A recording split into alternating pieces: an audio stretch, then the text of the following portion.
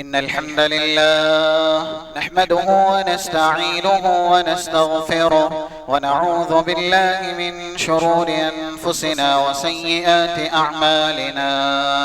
من يهده الله فلا مضل له ومن يضلل فلا هادي له، وأشهد أن لا إله إلا الله وحده لا شريك له، وأشهد أن محمدا عبده ورسوله. يا أيها الذين آمنوا اتقوا الله حق تقاته ولا تموتن إلا وأنتم مسلمون. يا أيها الناس اتقوا ربكم الذي خلقكم من نفس واحدة وخلق منها زوجها وبث منهما رجالا كثيرا ونساء، واتقوا الله الذي تساءلون به والأرحام إن الله كان عليكم رقيبا. يا أيها الذين آمنوا اتقوا الله وقولوا قولا سديدا يصلح لكم أعمالكم ويغفر لكم ذنوبكم، ومن يطع الله ورسوله فقد فاز فوزا عظيما. أما بعد، فإن خير الحديث كتاب الله، وخير الهدي هدي محمد صلى الله عليه وسلم، وشر الأمور محدثاتها، وكل محدثة بدعة، وكل بدعة ضلالة، وكل ضلالة في النار.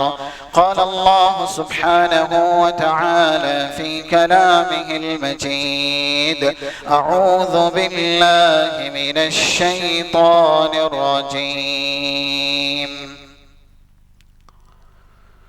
وضرب الله مثلا للذين آمنوا امرأة فرعون إذ قالت رب ابن لي عندك بيتا في الجنة ونجني من فرعون وعمله ونجني من القوم الظالمين.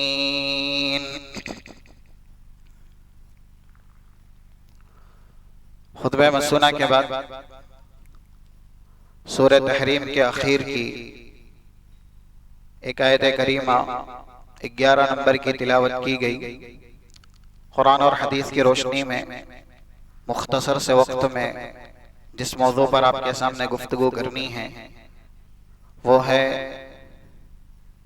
شریعت میں چند ایسے اعمال جس کے کرنے سے انسان کو رب العالمین جنت میں داخلے کے ساتھ ساتھ محل عنایت کرتا ہے، یعنی جنت میں محل دلانے والے کچھ چنندہ اعمال. ہم میں کا ہر ایک ذی عقل اور ذی شعور،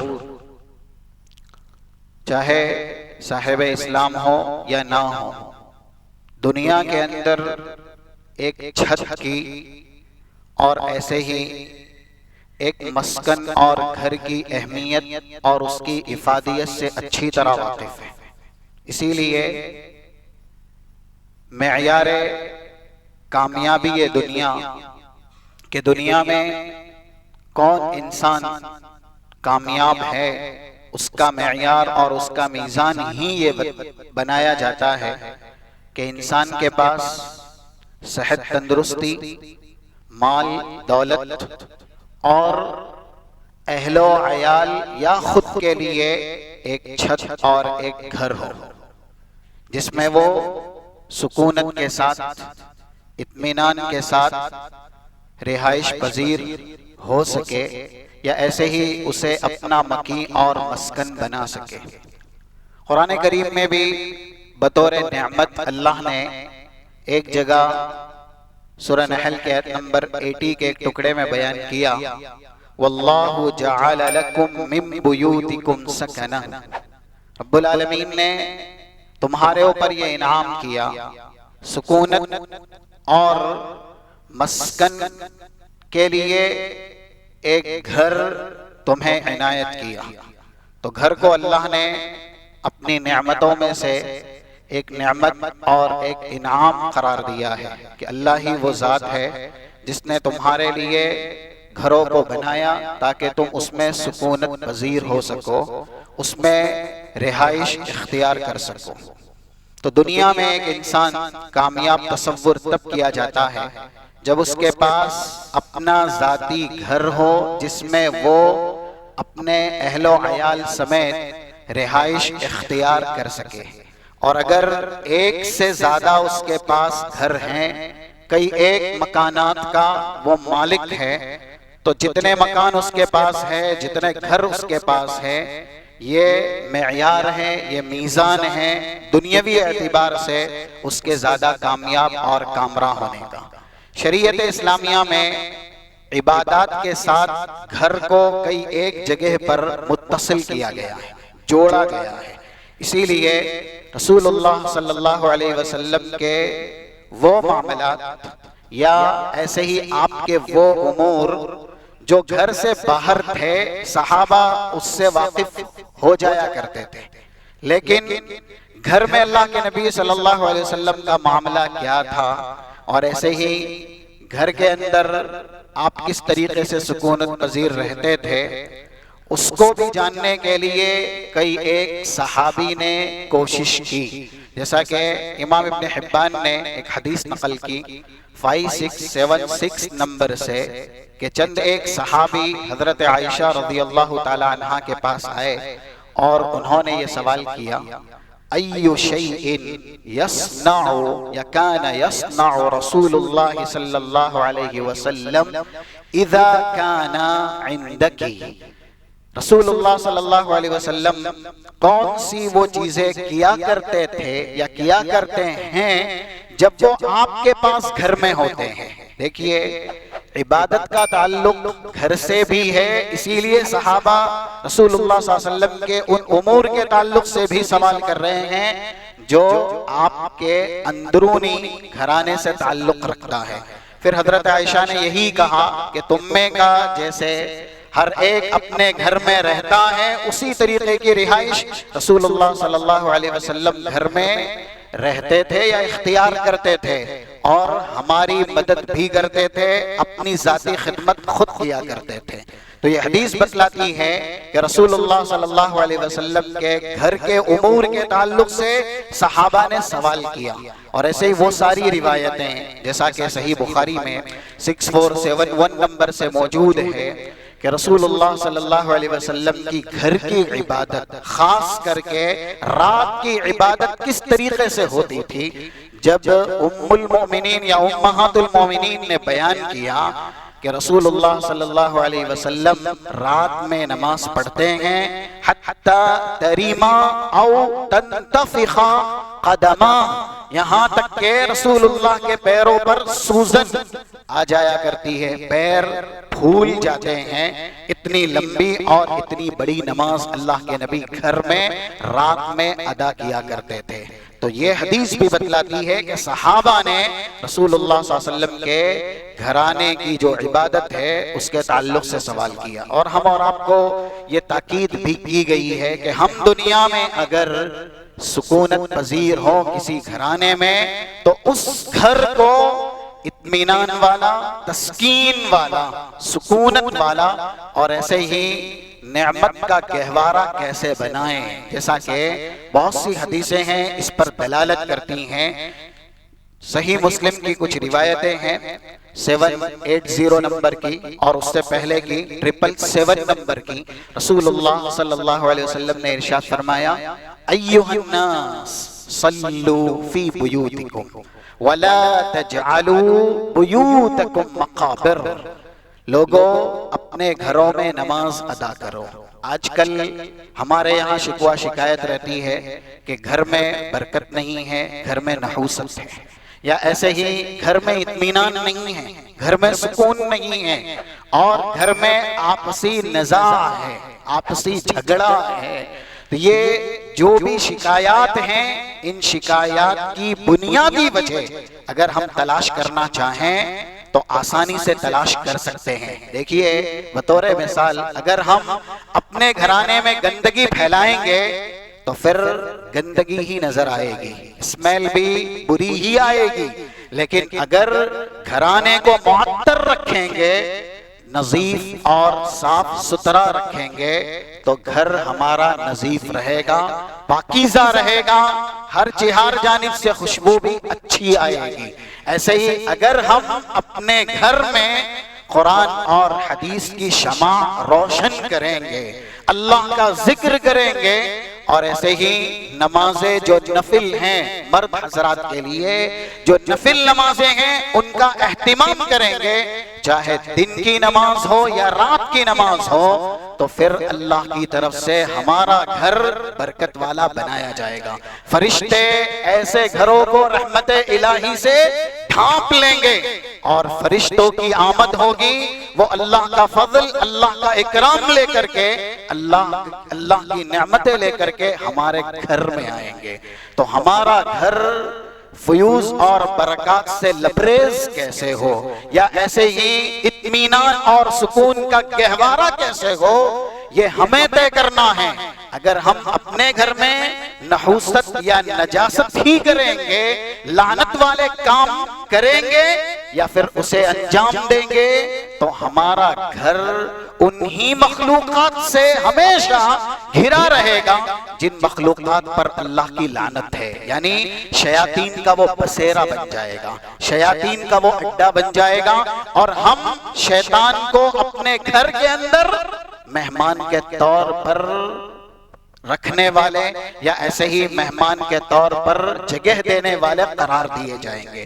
اسی لیے رسول اللہ صلی اللہ علیہ وسلم کی یہ تاکید، یہ گھر کے تعلق سے شریعت کی ہدایات ہیں کہ لوگوں اپنے گھر میں نمازوں کا اہتمام کرو، اور جیسا کہ دو ریفرنس دیے گئے، اس کے علاوہ بھی 731 نمبر کی حدیث جو صحیح بخاری کی ہے، رسول اللہ صلی اللہ علیہ وسلم ارشاد فرماتے ہیں افضل صلاة المرء فی بیتہ الا الصلاة المکتوبہ، آدمی کی جتنی نمازیں ہیں سب اس کے گھر میں ہی بہتر ہے سوائے فرض نماز کے۔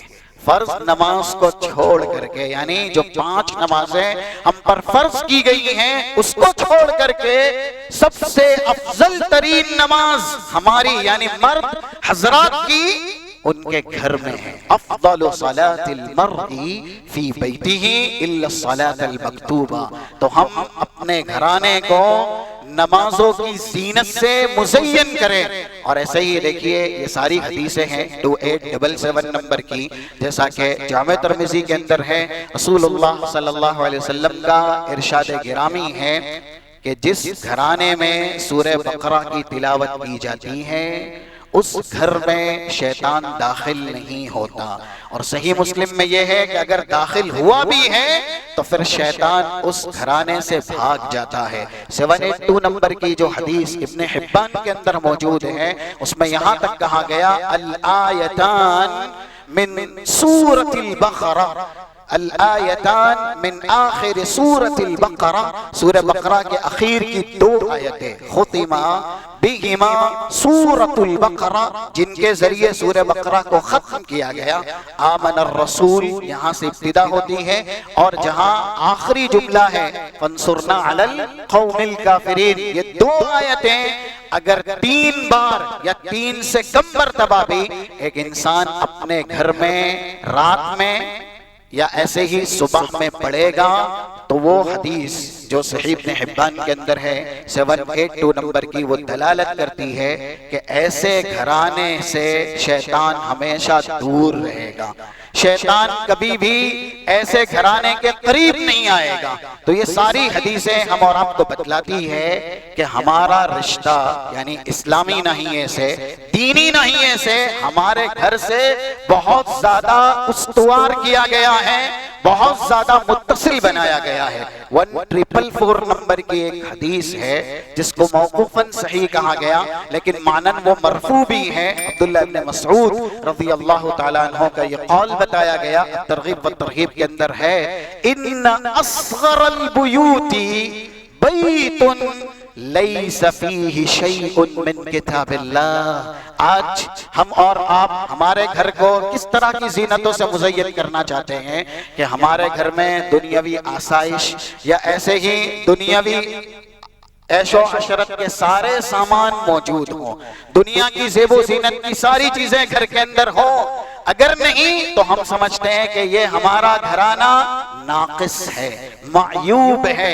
اسی لیے آج ہمارے گھر میں حسب استطاعت ہر ایک دنیاوی زیب و زینت یا ایسے ہی دنیاوی عیش و عشرت کا سامان رکھتا ہے، لیکن یہ قول عبداللہ ابن مسعود کا جو معنن مرفوع ہے، یعنی رسول اللہ صلی اللہ علیہ وسلم کی حدیث پر دلالت کرتا ہے، سب سے حقیر ترین گھرانہ وہ ہے، اگرچہ اونچائی میں کتنا ہی بلند کیوں نہ ہو، چوڑائی میں کتنا ہی وسیع اور عریض کیوں نہ ہو، اس گھرانے میں دنیاوی زیب و زینت اور ایسے ہی دنیا کی عیش و عشرت کے سارے سامان ہی موجود کیوں نہ ہو، لیکن سب سے حقیر، سب سے کمتر اور سب سے زیادہ چھوٹا گھرانہ وہ ہے جس میں کتاب اللہ کی تلاوت نہیں کی جاتی، جس میں دین کو اپنایا نہیں جاتا، جس میں دین کو اختیار نہیں کیا جاتا۔ اسی لیے آپ دیکھیں ازواج مطہرات کو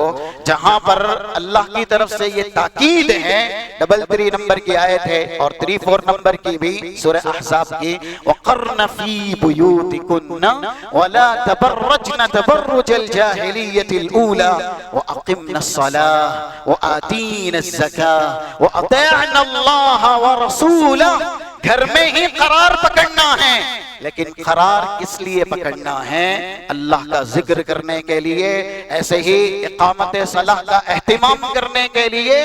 جو وحی نازل ہوتی ہے ان وحی کو سمجھنے کے لیے، وَاذْكُرْنَ مَا يُتْلَى فِي بُيُوتِكُنَّ مِنْ آيَاتِ اللَّهِ وَالْحِكْمَةِ۔ ان کو تاکید کی گئی کہ تم اپنے گھرانے میں، ازواج مطہرات کو کہا گیا، اپنے گھرانے میں جو کچھ تمہارے گھر میں یعنی رسول اللہ پر وحی کی شکل میں قرآنی آیات نازل ہوتی ہیں، ان کی تلاوت کیا کرو، اللہ کا ذکر کیا کرو۔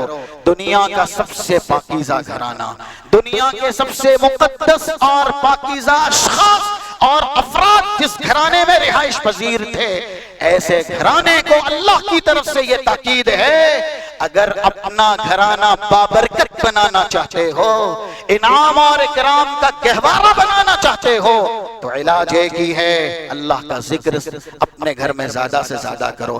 اسی لیے وہ روایتیں جیسا کہ 6407 نمبر کی صحیح بخاری کے اندر موجود ہے، جس میں یہ ہے، مثل الذی یذکر ربہ والذی لا یذکر ربہ۔ الفاظ ایسے بھی ہیں، مثل البیت الذی یذکر فیہ والبیت الذی لا یذکر فیہ۔ انسان ہو یا گھر ہو، اگر انسان بذات خود اللہ کا ذکر کرتا ہے اور اس کو دنیا سے گئے ہوئے کتنے سال ہی کیوں نہ ہو گئے ہو، عرصہ طویل ہی کیوں نہ ہو گیا ہو، لیکن وہ ذاکر تھا، دیندار تھا، عابد تھا، زاہد تھا، قرآن اور حدیث پر عمل پیرا ہونے والا تھا، تو وہ ہمیشہ یاد کیا جائے گا اور ایسے ہی اس کا ذکر بھی ہمیشہ رہے گا۔ لیکن جو شخص شخصی طور سے اللہ کو یاد نہیں کرتا، دین اختیار نہیں کرتا، نمازوں کی حفاظت نہیں کرتا، وہ زندہ ہے، زمین پہ موجود ہے، چلتا ہے، پھر رہا ہے، لیکن اس کا شمار مردے میں ہے، میت میں ہے۔ جیسے شخصی طور سے یہ حدیث ہے، ویسے ہی گھرانے کے اعتبار سے بھی یہ حدیث ہے کہ جن گھرانوں میں اللہ کا ذکر بلند کیا جاتا ہے، قرآن کی تلاوت کی جاتی ہے اور ایسے ہی نمازوں کا اہتمام کیا جاتا ہے، وہ گھرانے زندہ ہیں۔ یعنی ان گھرانوں کو تشبیہ دی گئی ہے، اللہ کی رحمتیں برکتیں ایسے گھرانوں پر طاری رہتی ہیں، نازل ہوتی رہتی ہیں، اور جن گھرانوں میں اللہ کا ذکر نہیں ہوتا ایسے گھرانوں کو تشبیہ دی گئی ہے کہ یہ شہر خاموشاں ہیں، قبرستان ہیں، ان کا گھر ہے جو زندہ نہیں ہے، مرے ہوئے ہیں۔ اس لیے ہم اور آپ اپنے گھرانے کو اللہ کی رحمت سے اور اس کی برکت سے اور ایسے ہی اس کے فضل اور اکرام سے ہمکنار کروانا چاہتے ہیں تو شریعت نے یہ تعلیم دی ہے اپنے گھر میں قرآن اور حدیث کی شمع روشن کرے۔ ایسے ہی جب ہم ایک کامیاب اور کامرہ انسان اسے سمجھتے ہیں جس کے پاس دنیا کے اندر گھر ہو، اور وہ گھر جیسا کہ ہر کسی کی یہ خواہش ہے، دنیاوی اعتبار سے اگر حلال کی خواہش ہے اور اس کو پورا کرنے کے لیے ایک انسان جائز اقدام کرتا ہے تو یہ معیوب بھی نہیں ہے اور یہ ممنوع بھی نہیں ہے۔ ہر کسی کی خواہش ہوتی ہے اچھا گھرانہ ہو، اچھی جگہ ہو۔ شہر میں ہے تو مرکزی جو علاقہ ہے، وسطی جو علاقہ ہے، وہاں پر اس کا بہترین گھرانہ ہو۔ تو جب ہم دنیا کے گھرانے کے تعلق سے یہ آرزویں، یہ تمنائیں رکھتے ہیں، لیکن دنیاوی گھر دیکھیے آج ہے کل نہیں رہے گا، اسی لیے جو کہا گیا ہے کہ یہ اونچے اونچے محل تیرے کسی کام کے نہیں ہیں، اور ایسے ہی یہ عالیشان بنگلے تیرے کسی کام کے نہیں ہیں۔ 2 گز زمین کا ٹکڑا چھوٹا سا تیرا گھر ہے، اے دنیا کے مسافر منزل تیری قبر ہے، طے کر رہا ہے جو تو 2 دن کا یہ سفر ہے۔ تو ہم دنیا میں کتنے بھی عالیشان بنگلے اور کتنے ہی اونچے اونچے محل تعمیر کیوں نہ کروا لیں، ہمیں اسے چھوڑ کر کے ایک نہ ایک دن جانا ہی جانا ہے۔ اور کتنے ایسے ہیں خاک میں ملے اہل شام کیسے کیسے، مکی ہو گئے لامکاں کیسے کیسے، ہوئے نامور بے نشان کیسے کیسے، زمین کھا گئی آسمان کیسے کیسے۔ دنیا میں بڑے بڑے لوگ آئے لیکن وہ دنیا چھوڑ کر کے چلے گئے۔ تو ہم اور آپ اگر یہ خواہش رکھتے ہوں، یہ تمنا رکھتے ہوں کہ سب کچھ دنیا میں ہمیں دے دیا جائے تو دنیا کی نعمتیں ہمارے ساتھ زیادہ وفا کرنے والی نہیں ہیں، یہ رشتہ عارضی ہے، کبھی نہ کبھی وہ نعمت ہم سے چھین لی جائے گی یا پھر ہم ان نعمتوں سے جدا کر دیے جائیں گے۔ اس لیے اگر دنیا کے گھرانے کو اچھا بنانے یا ایسے ہی دنیا میں عالی شان گھرانہ حاصل کرنے کے لیے جب ہم جدوجہد کرتے ہیں، کوشاں رہتے ہیں اور اس کے لیے پلاننگ کرتے ہیں، تو جس جنت کے حصول کے لیے ہم کو یہ دنیاوی زندگی دی گئی ہے، اس جنت میں گھرانہ بنانے اور اس جنت میں محل حاصل کرنے کے لیے ہمیں کتنی کاوش اور کتنی کوشش کرنی چاہیے۔ دیکھیے خطبہ مسنونہ کے بعد جو آیت کریمہ پڑھی گئی یہ کس کے بارے میں ہے؟ اللہ نے کس کو بطور مثال اس طرح کے معاملات میں پیش کیا؟ اللہ ارشاد فرماتا ہے وَضَرَبَ اللَّهُ مَثَلًا لِلَّذِينَ آمَنُوا امْرَأَتَ فِرْعَوْنَ۔ فرعون جب نام سنا جاتا ہے تب جو بھی قرآن یا حدیث سے تھوڑا سا رشتہ رکھتا ہے وہ جانتا ہے کہ دنیا کا ظالم جابر بادشاہ، اور ایسا بادشاہ جس کی سلطنت اور حکومت بے مثال رہی، اس کے زمانے میں جو اس کو دیا گیا اوروں کو نہ دیا گیا۔ اسی لیے 55 یا 56 نمبر کی سورہ زخرف کی آیتیں ہیں وَنَادَى فِرْعَوْنُ فِي قَوْمِهِ قَالَ يَا قَوْمِ أَلَيْسَ لِي مُلْكُ مِصْرَ وَهَذِهِ الْأَنْهَارُ تَجْرِي مِنْ تَحْتِي أَفَلَا تُبْصِرُونَ أَمْ أَنَا خَيْرٌ مِّنْ هَذَا الَّذِي هُوَ مَهِينٌ وَلَا يَكَادُ يُبِينُ فَلَوْلَا أُلْقِيَ عَلَيْهِ أَسْوِرَةٌ مِّن ذَهَبٍ أَوْ جَاءَ مَعَهُ الْمَلَائِكَةُ مُقْتَرِنِينَ۔ فرعون یہ صدا اور ندا لگاتا تھا کہ رب کس کو ہونا چاہیے، رہنما رہبر یا ایسے ہی نبی اور رسول کس کو ہونا چاہیے؟ یا قوم الیس لی ملک مصر، کیا پورے ملک کی بادشاہت میرے قدموں میں نہیں؟ میں پورے ملک کا بادشاہ نہیں، کیونکہ اس کو پورے ملک کی بادشاہت دی گئی تھی۔ ایک بڑی طاقتور حکومت فرعون کو اللہ کی طرف سے عنایت کی گئی. اور یہاں پر یہ بات ہم اور آپ سمجھ سکتے ہیں جملہ معترضہ کے طور پر کہ دنیا اللہ کے نزدیک اتنی حقیر ہے اور کوئی حیثیت نہیں ہے دنیا کی، اس کی کوئی وقعت نہیں ہے. اگرچہ اس طرح کی کچھ مثالیں ہیں، جیسا کہ ابواب الزہد ترمذی کے اندر یہ روایت موجود ہیں، چاہے 2320 نمبر کی یا ایسے ہی 2323 نمبر کی، لو کانت الدنیا عند اللہ جناح بعوضۃ. اللہ نے دنیا کے لیے بطور مثال کس مخلوق کا نام لیا؟ مچھر. مچھر کیا ہے اس کی بساط، کیا ہے اس کی طاقت اور اس کی جسامت کیا ہے؟ مچھر کیا ہے؟ دنیا کی مثال کے لیے اللہ نے مچھر، اور وہ بھی پورا نہیں، جناح بعوضہ، پورا مچھر نہیں، مچھر کا ایک پر. یہ دنیا کی وقعت ہے، یہ دنیا کی حیثیت ہے. اگر اتنی بھی ہوتی نا تو رب العالمین کسی کافر کو یا نافرمان کو دنیا میں پانی کا گھونٹ نہ دیتا. لیکن اس کے برعکس اللہ نے دنیا زیادہ تر کن کو دی؟ کون دنیا کے حاکم اور سلطان بنائے گئے؟ زیادہ تر ایسے ہی بنائے گئے جو طاغوت تھے اور طاغوت کے پرستار تھے، عبادت کرواتے تھے اپنی اور غیر اللہ کی عبادت کرتے تھے، جس میں سر دست فرعون قارون ان کا نام آتا ہے. تو جب ایسوں کو اللہ نے دنیا خوب دی اور بہت زیادہ دی تو اس کا مطلب یہی ہوا، جیسا کہ امام مناوی وغیرہ نے یہ سمجھایا ہے حدیث کی شرح کرتے ہوئے، کہ جب نافرمانوں کو اور ایسے ہی طاغوت کے پرستاروں کو، باطل پرستوں کو اللہ نے خوب دنیا دی، بالمقابل انبیاء رسول تھے ان کو نہیں دی گئی. فرعون کے مقابل کون نبی کون رسول ہیں؟ حضرت موسیٰ بھی ہیں، حضرت ہارون بھی ہیں. کہاں ان کو نبی، کہاں ان کو سلطنت، کہاں ان کو حکومت دی گئی؟ نبوت اور رسالت سے ان کو سرفراز کیا گیا. تو اگر دنیا کی حیثیت اور وقعت، اہمیت ایک مچھر کے پل کے برابر یا کچھ بھی اللہ کے نزدیک ہوتی تو اللہ زیادہ تر ظالموں کو، فاسقوں کو، فاجروں کو دنیا کا حاکم، دنیا کا سلطان نہیں بناتا. یہ ایک فہم ہے دین کی، حقارت دنیا کے تعلق سے، کہ دنیا اتنی حقیر ہے کہ اللہ نے اپنے بندوں کو نہیں دی جو اس کے فرما بردار ہیں زیادہ تر، بلکہ ان کو دی جو اس کے نافرمان ہیں.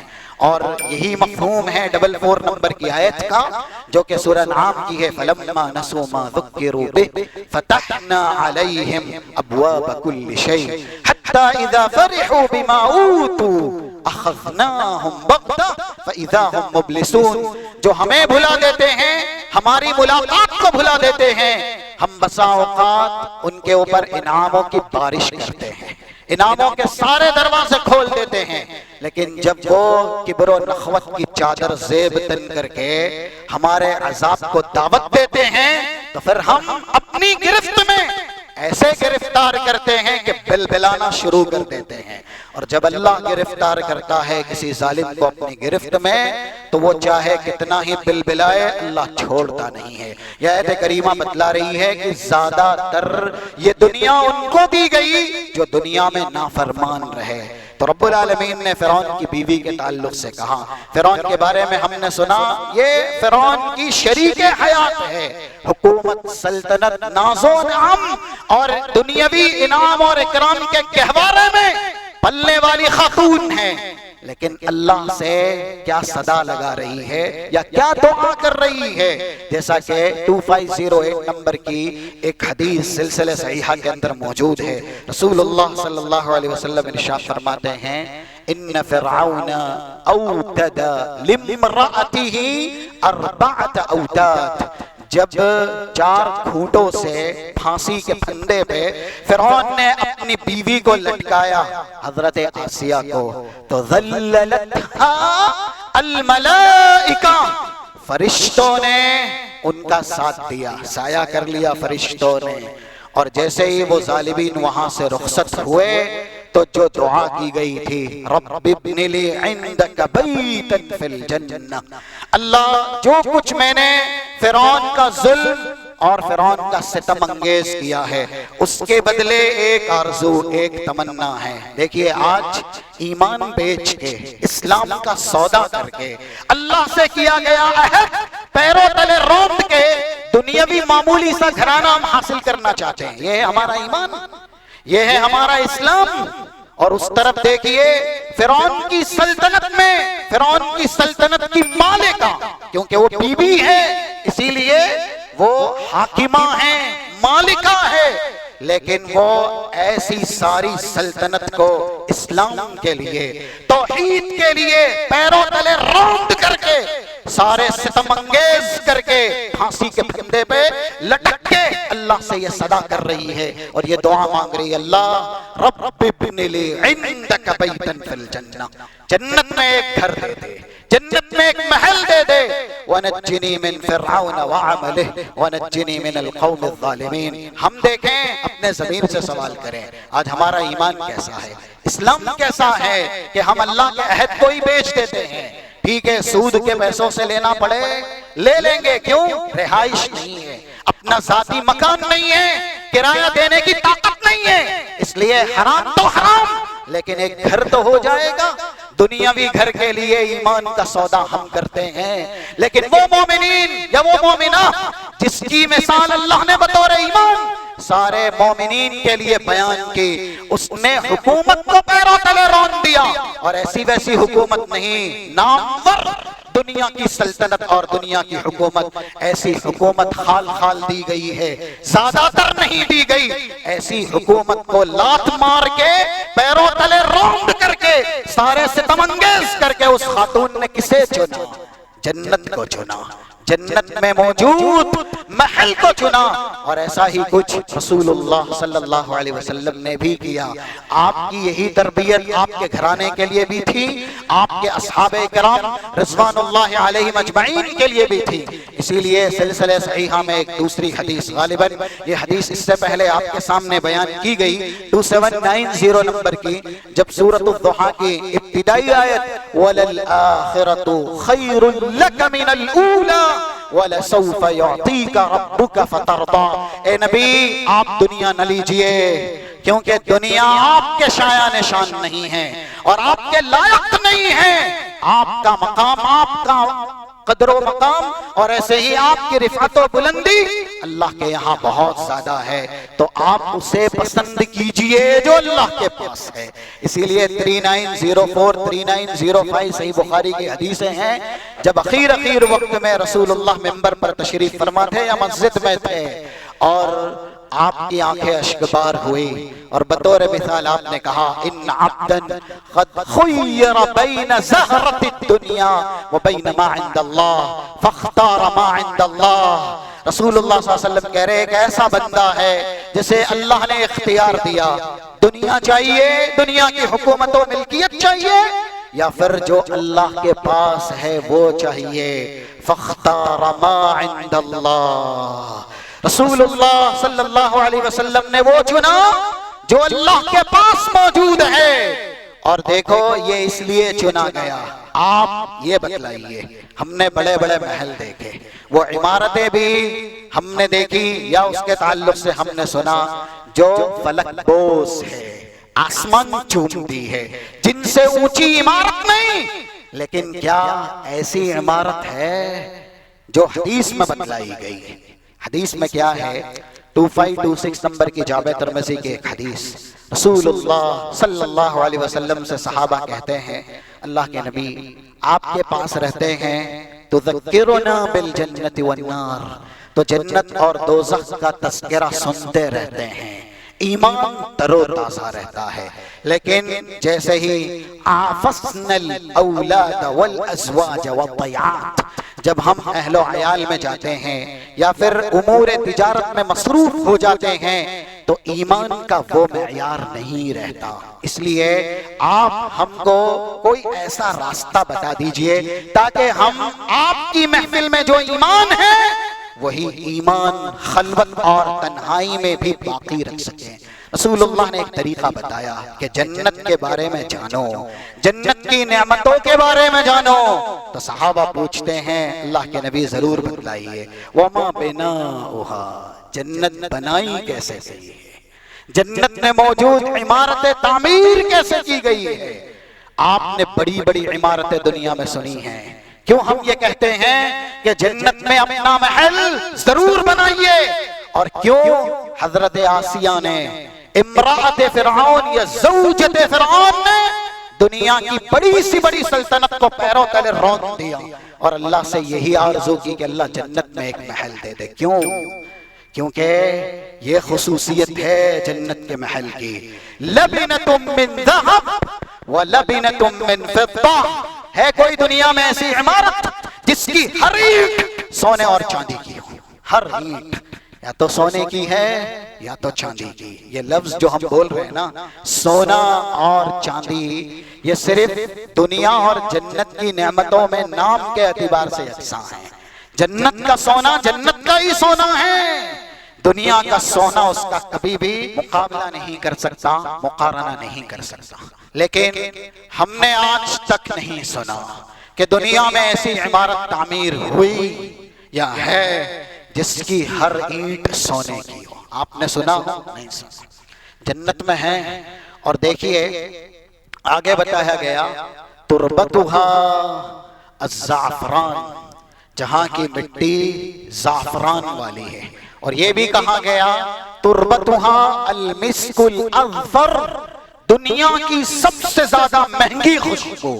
حالانکہ جنت میں وہ کیسی ہوگی یہ تو اللہ ہی جانتا ہے، کیونکہ ہم نے اس طرح کی آیات جو سنی ہوئی ہے نا، 17 نمبر کی سورۃ السجدہ کی اور 28-24 نمبر کی جو حدیث ہے مسلم کے اندر، وہ سب دلالت کرتی ہے فَلَا تَعْلَمُ نَفْسٌ مَا أُخْفِيَ لَهُم مِّن قُرَّةِ أَعْيُنٍ، کہ آج تک جنتی انعام کے بارے میں کوئی نفس جان نہیں سکا ہے کہ جنتی انعام کتنا قیمتی ہے، یہ صرف اللہ جانتا ہے۔ اعددت لعبادی الصالحین ما لا عین رأت ولا اذن سمعت ولا خطر على قلب بشر، کسی آنکھ نے دیکھا نہیں، کسی کان نے سنا نہیں، کسی بشر کے دل پر اس طرح کی نعمتوں کا احساس کبھی آیا نہیں۔ جنت میں یہ نعمتیں ہیں، تو ہر اینٹ سونے کی، اور ایسے ہی مٹی جس سے یہ محل تعمیر ہوا ہے، مشک سب سے زیادہ مہنگی خوشبو دنیا کے اندر، اور مسک کے ساتھ جو صفت ہے الاظفر، سب سے زیادہ قیمتی جنت میں جو مشک ہوگا اس خوشبو والی مٹی سے یہ محل بنایا گیا ہے۔ حصباؤها، کانکریٹ یعنی جو پتھر ہیں عمارت تعمیر کرنے کے لیے لگائے گئے ہیں، اللؤلؤ والیاقوت، موتی کے ہیں اور یاقوت پتھر کے ہیں۔ اب دیکھیے دنیا میں جو اصل موتی ہوتا ہے، ہیرا ہوتا ہے، وہ سونے سے بھی زیادہ قیمتی ہوتا ہے، جو لوگ جانتے ہیں وہ جانتے ہیں۔ تو وہاں ہر ایک پتھر جو عمارت کی تعمیر کے لیے لگایا گیا ہے وہ موتی ہے اور یاقوت ہے۔ اب یاقوت کتنا مہنگا ہے اس کی ایک دلیل جامع ترمذی کے اندر 1663 نمبر کی، رسول اللہ صلی اللہ علیہ وسلم ارشاد فرماتے ہیں للشہید عند اللہ 6 خصال، شہید کو وہ 6 خصوصیت دی جائے گی اللہ کے یہاں جو کسی اور کو نہیں دی جائے گی۔ ان 6 میں سے وعلی رأسہ تاج الوقار، اس کے سر پر ایک ایسا تاج رکھا جائے گا جو یاقوت یعنی یاقوت کے پتھر سے لبریز ہوگا، اور کہا گیا وہ پورا ڈائمنڈ اور ہیرے والا ہار، اس میں سے ایک پتھر، ایک ہیرا، ایک ڈائمنڈ، الیاقوتۃ، کیونکہ یاقوت نہیں کہا گیا جو کہ جمع پہ دلالت کرتا ہے، الیاقوتۃ، ایک پتھر، ایک ہیرا جو شہید کے سر پہ اللہ میدان محشر میں جنتی تاج رکھے گا اور ہیروں سے وہ لبریز ہوگا، اس میں سے ایک ہیرا، ایک پتھر۔ کہا گیا خیر من الدنیا وما فیہا، پوری دنیا اور دنیا میں جو کچھ ہے، بے بیچ کر کے بطور قیمت ایک ڈائمنڈ ایک ہیرے کی لگائی جائے نا تو پھر وہ ایک ہیرا پوری دنیا وما فیہا بیچ کر کے خریدا نہیں جا سکتا. یہ ہے یاقوت. پھر رسول اللہ صلی اللہ علیہ وسلم بیان کرتے ہیں کہ اللہ جنت میں جو محل دے گا اس کے اندر اہل و عیال ہوں گے, حور عین ہوں گی, اور حور عین کے تعلق سے ہم نے سن لیا ہے 2796 نمبر کی صحیح بخاری کی حدیث, پوری حور عین نہیں, پورا لباس نہیں, صرف سر کا جو دوپٹہ ہے وَلَنَصِيفُهَا عَلَى رَأْسِهَا خَيْرٌ مِّنَ الدُّنْيَا وَمَا فِيهَا. سر کا دوپٹہ حور عین کے سر پر جو جنت میں اہل ایمان کو دی جائے گی وہ اتنا مہنگا ہے کہ پوری دنیا بیچ کر کے اس کی قیمت بنائی جائے تو وہ دوپٹہ خریدا نہیں جا سکتا. محل ایسے ہیں, اسی لیے رسول اللہ صلی اللہ علیہ وسلم کو اللہ نے کہا وَلَسَوْفَ يُعْتِيكَ رَبُّكَ فَتَرْضَىٰ. اے نبی اللہ آپ کو ان قریب وہ دے گا جس سے آپ راضی ہو جائیں گے. تو ریفرنس دیا گیا جو کہ سلسلہ صحیحہ کا ہے 2790. کیا دیا اللہ نے رسول اللہ صلی اللہ علیہ وسلم کو؟ جب دنیا پیروں تلے روندی جاتی ہے یا پھر اسلام پر استقامت کے لیے دنیا چھوڑی جاتی ہے تو بدلے میں یہ ملتا ہے. آج ہم دنیا نہیں چھوڑتے. کیوں؟ دنیا ہمیں پیاری ہے, دنیا سے بہت زیادہ الفت و محبت ہے. دین کی لگام گرچہ ہم سے چھوٹ جائے, ہم دین چھوڑنے کو راضی ہیں لیکن دنیا چھوڑنے کو راضی نہیں ہیں, اور یہی سبب ہے ہماری ذلت اور رسوائی کا. اسی لیے وہ 4297 نمبر کے ابو داؤد کی جو بڑی حدیث ہے بار بار سنائی جاتی ہے کہ دشمن ویسے ہی ٹوٹیں گے جیسے بھوکے دسترخوان پہ ٹوٹتے ہیں. پہلی وجہ حب الدنیا, دنیا نہیں چھوٹتی. رسول اللہ صحابہ نے استقامت دین کے لیے دنیا چھوڑی اور دنیا کی بڑی سی بڑی نعمتیں چھوڑی. والدین کوئی چھوڑ سکتا ہے؟ انہوں نے دین کے لیے والدین کو قربان کیا. اولاد کوئی چھوڑ سکتا ہے؟ انہوں نے دین کے لیے اولاد کو قربان کیا. گھرانہ کوئی چھوڑ سکتا ہے؟ انہوں نے گھرانے کو چھوڑا, وطن عزیز کو چھوڑا. اور 8-9 یہ ساری آیتیں ہیں سورہ حشر کی, کیا کیا قربانی دی وہاں اللہ نے بیان کیا. تو جب رسول اللہ نے استقامت دین کے لیے دنیا کو ترک کر دیا اور دنیا کی ملکیت کو ٹھوکر ماری, اللہ نے آپ کو دیا اور بتلایا گیا ایک محل نہیں, 2 محل نہیں بلکہ 1000 محل اللہ نے رسول اللہ کو عنایت کیے. کتنے؟ 1000 محل جنت میں رسول اللہ صلی اللہ علیہ وسلم کو اللہ نے عنایت کیے. وَلَسَوْفَ يُعْطِيكَ رَبُّكَ فَتَرْضَىٰ. اور وہ ویسے ہی ہوں گے جیسے ابھی ہم نے سنا کہ جنت میں محل کیسے ہوتے ہیں, اور کہا گیا ہر محل میں وہ سب کچھ ہے جو ایک محل والے کو لگتا ہے یا ایک محل والا چاہتا ہے. ساری نعمتیں ہیں. اور ویسے بھی جنت کے بارے میں ہم نے سنا ہے, چاہے یہ 33 نمبر کی آیت ہو سورہ فصلت کی یا پھر ایسے ہی 73 نمبر کی سورہ زخرف کی, وَفِيهَا مَا تَشْتَهِيهِ الْأَنفُسُ وَتَلَذُّ الْأَعْيُنُ وَأَنْتُمْ فِيهَا خَالِدُونَ. کہ جنت میں وہ سب کچھ ہے جس سے آنکھیں ٹھنڈی ہو جائیں, نفس جس کی ڈیمانڈ کرے, زبان جس کی مانگ کرے.